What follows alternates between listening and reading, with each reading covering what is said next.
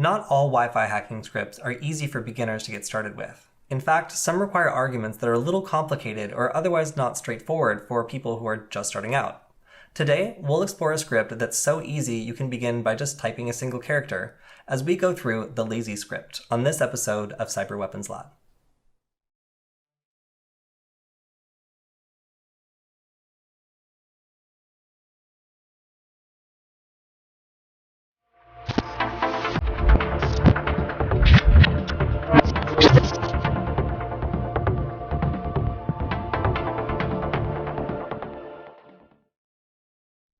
While there are always new Wi-Fi hacking tools coming out, the majority of them actually rely on a couple pretty simple underlying attacks that have been established for quite some time.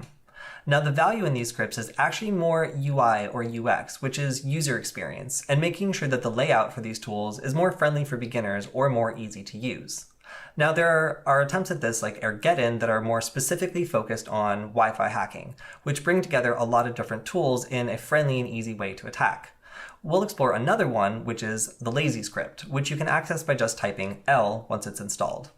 Now, this is kind of best seen as part package manager and part a series of tools that can be used in conjunction to find out things like your local IP address, ensure that your MAC address has been changed successfully if you're randomizing it, and even go on to scan a network with an ARP scan, and then use a more advanced tool like Puppy just by typing install. Anything you want to use that isn't installed, you can just select it and then type installed. And if you're connected to the internet, it only takes a couple of minutes to set up even something like the Metasploit framework to be able to use through the lazy script.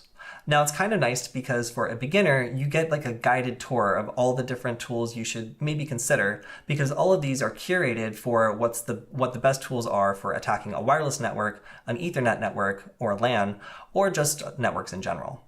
Now, in order to get started, you'll need Kali Linux, and you'll need to make sure that it's fully updated, because a lot of the tools that this relies on will be broken if they're using an older version that isn't compatible. Once you've updated Kali Linux, you'll need to just download the script, which we'll show you how to do, and that's all you need to begin. To get started using the lazy script, we can go to the GitHub repository here. Now, we can follow the instructions, but we can also take a look at how many tools are actually installed along with this. Now, not all of these will be installed by default, but you can always go into the particular part of the package that has these listed and just type install in order to install them. Now, to get started with this, we'll go ahead and copy the instructions here. We'll first type cd, and then let me go back to my terminal.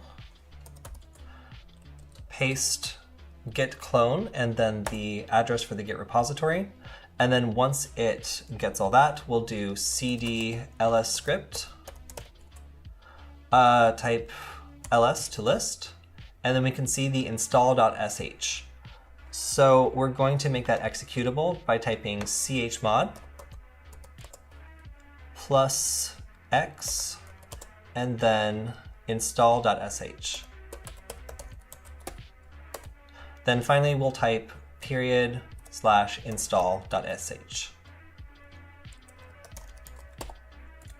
Now, this should go ahead and install everything that we will need, and it'll go through the list of different options and various packages this will need in order to work successfully.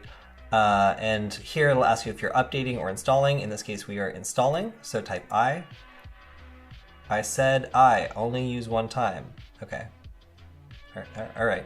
So sometimes the script will yell at you, which is okay. It's still in development, so you have to be a little bit tolerant of its quirks sometimes. For example, it will now ask you to accept the terms of use. And if you do anything except type yes in all caps, it will now cause you some problems by refusing to let you continue. Sometimes you will then type yes, and if you don't do it in all caps, it'll refuse to accept the next all caps yes, so please just make sure you type all caps yes. And this is a great opportunity to point out that what it says is true. If you are using this against a network that you do not own or have permission to audit, then that could be a crime depending on where you are, so make sure you have permission before doing any of the tools that are included in this set of tools. So next we'll need to enter the name of the wireless interface that we're going to use. Now you can get into a little bit of trouble here because if you're using another network interface, well, this script tries to be a little bit more automatic and helpful, but sometimes it can actually be unhelpful in that if you switch to a different interface, it just will simply stop working. Now in this case, I'm going to put in a TP-Link network adapter in just a little bit, but for now, to make sure I can install things and that everything is working fine, I'm going to enter the name of the interface I'm using right now, which is WLAN 0. So then it'll ask me what my system calls my interface when it's in monitor mode, which in this case is WLAN 0 mon. And then finally, it'll ask for my Ethernet connection, which is ETH0. Now, if you want to see these for yourself, you can open a new terminal window and type ifconfig, and it should show you all these interfaces and what they're called. Now, if you want to change these, as it says here, you can type interface at any time, which we will be doing in a little bit, but we'll press enter to continue. We'll press any key to continue. And now we can see we are in lazy script. So that did not require very much setup at all. So I'm going to go ahead and minimize this other window that it opened in the beginning when we were installing it, and I'll also minimize the browser window. So now we have lazy script. We can see this is all pretty much ready to go. And the first thing you'll notice is that we can do a bunch of cool local networking stuff. So we can just by typing L, see the local IP and gateway, which is really helpful if we want to do a scan of the local IP addresses. We can type if to do ifconfig and see all that information about our network interfaces here. We can also view our current MAC address with the number 8 on any of the interfaces that we've selected. So here we can type 1, and you can see that 2 has a red color on the number to let you know that it's currently not found because our interface is in manage mode, not monitor mode.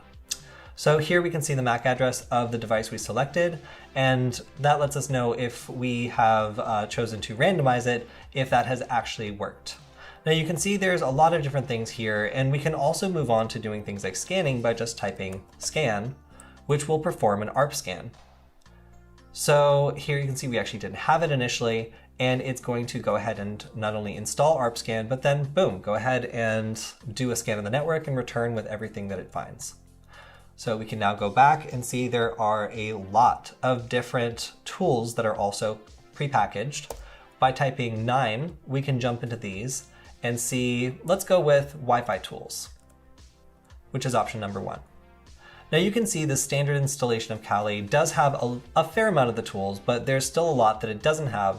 So I want to show you how easy it is to get something that you want in order to use it successfully through this tool. So we will use, let's say, router exploit, which we've covered fairly recently.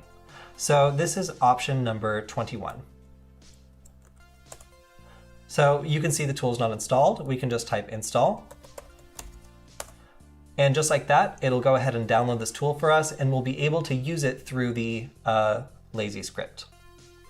Now that it is done, we should be able to go back and see that we can now use option 21 to use router exploit through the lazy script interface. So in this case, we'll press B to go back, and then B to go back one more time. And I want to show you some actual functionality from lazy script in order for us to be able to hack a nearby wireless network, in this case, a Verizon hotspot. So I'm gonna go ahead and plug in the TP-Link into my computer. And now that that's done, I need to adjust the script in order to use the new network interface I've added. Now I can type if, and it'll show me that now I have WLAN 1. And by going to the interface command, I can select the current, I can see that the current wireless interface is WLAN 0 and WLAN 0 mon, which I no longer want. So we want to change it, so we'll type Y for yes, type WLAN 1, and then WLAN 1 mon, and we'll use the same Ethernet address, which is ETH0. So with this all set, we can go ahead and move on to actually attempting to grab a handshake for a network, which is a pretty good test to see how effective this script is at some basic Wi-Fi hacking. So let's go ahead and select option number 10, which is handshake, and we'll want to enable monitor mode, which we can do by selecting Y. So that'll kill services. And then once we've shut down things like the access point monitor, we can move into a new terminal window here. And we can start by selecting option 1 to scan the local area and find a target for us to attack. So we'll press 1, and then this also gives us the option to select which channel we want to scan on, or we can just press return in order to scan on all of them. So we'll do that. So we will, oh, I see the network we're looking for, so we'll scan for a second and then press Control-C in order to end the scan. And we'll see a nice display here of the power of all the networks around us, along with a MAC address and whether or not a client was discovered. So here we're looking for number 14, which is Google Star Borks. And once we've selected that, we're going to indicate that we have no file for a handshake so far. And here we have a list of all the different attacks that we can do against this network. Now we can either deauth a specific client, we can deauth everyone, or we can deauth everyone periodically. Now we're going to select option 1 to just deauth all. And here you can see in the second window, we're listening for a handshake. So I will select option 1. And we're going to select 0 for an infinite number of deauths to send. And as you can see, a window will open here and hopefully deauth our client and force them to reconnect. There you are. We can see we just got a WPA handshake, and that only took about 42 seconds in this script. So we'll go ahead and end the deauth attack. We will press 0 to exit from this smaller script, and then we will press Control-C to indicate that we are done with this capture session. Now we're going to, it asks start capturing on a file, which I don't know what that means, but I'm assuming it means do we want to save the file? So we'll type Y, and then it'll ask us to name the handshake file. So we will say test capture. So now we've gone ahead and saved that capture.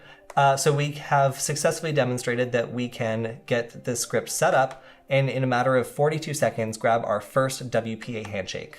Now, the next step for that would be to go ahead and crack it, which there are some suites available to do that in this script. But for now, that's going to be our demonstration on how to set up the lazy script and use it to not only install new tools, but also use it to grab a WPA handshake in a matter of seconds. The lazy script is a fantastic tool for beginners who are interested in learning about some of the most powerful and relevant network attacks. But it's worth noting that if you operate a network at home, pretty much anyone, no matter how incompetent, can get started using tools like this to execute some of these same tactics. Now, if you have maybe let your network security lag a little bit, it's worth checking out our last video on the 5 most common Wi-Fi hacking techniques and the ways to defend against them, because the lazy script covers most of these pretty nicely with its default functions. That's all we have for this episode of Cyber Weapons Lab. Make sure to like, comment, and subscribe. And if you're a viewer in the United States, have a fantastic 4th of July. We'll see you next time.